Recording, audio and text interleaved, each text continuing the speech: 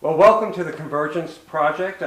Joining me right now is my good friend Ron, and we're going to be just having a chat about sexuality in the Bible. Ron, you've got the great task of talking about impressions of sexuality in the Bible. So everybody's going to be paying attention to this segment. Ron, just share with me just a little bit about your religious background. Okay. I grew up in a very large Lutheran church. I was confirmed in that church, and I attended fairly regularly until I went off to college. And from a very early age, I realized I was different. And so, I started questioning things as I got a little bit older, and it was very convenient when I went off to college to kind of not attend church at that point. And so I kind of went away from the church and away from God at that point in my life.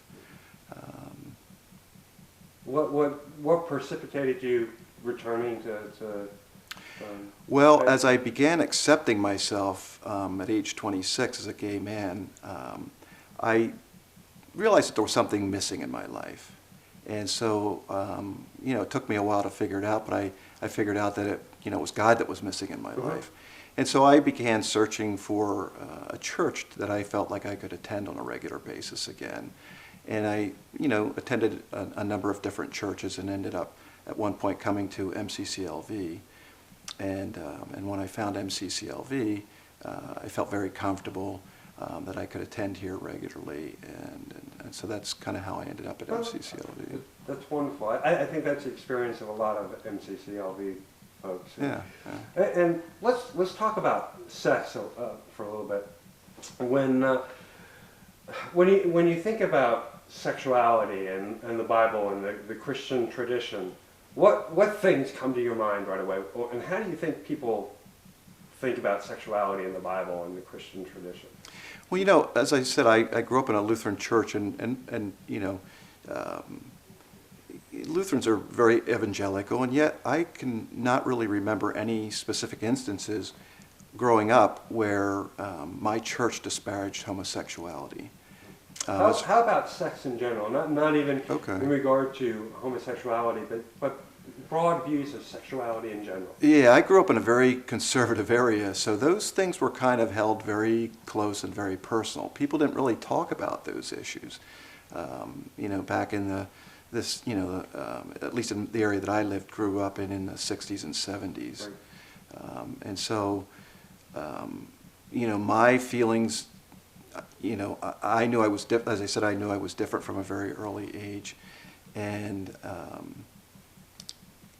I knew I was attracted to other boys or other men. And I can't, certainly friends, family, if they realized that you were different in any way, whether it was, sexuality or whatever, you got teased, taunted, and made fun of. And so I got teased, taunted, and made fun of on a lot of different fronts. I found out later in life that, that my siblings felt that I was gay from a very early age, and which shocked the heck out of me, because I thought I was doing a very good job of hiding those feelings. But I was very skinny growing up. I was a geek, so there were a lot of different ways so I became toughened on the outside because I was constantly being defensive. Yeah, as one geek to another, I totally understand that. And now, how do you think people, the culture in general, think of when they think of the Bible and sexuality? Do you think people have a generally positive view of sexuality in the Bible, or you think people consider it's got to be negative? Well, there's certainly a lot of negativity out there still, but I think things are changing and evolving at a more rapid pace than I ever would have expected.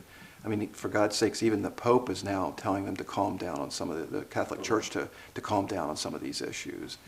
And so, we've made great strides in that area, but there's certainly still an awful lot of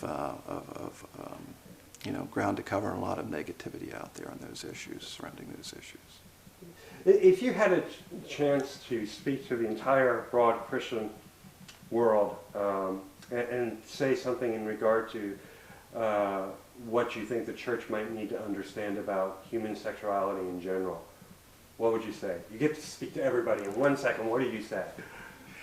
Well, you know, it's a very personal issue. I feel like God created us all individually, regardless of whether it's sexuality or race or the way we think or whatever. And if that's true, how dare anyone, question God's judgment on how He created each one of us? And so instead of,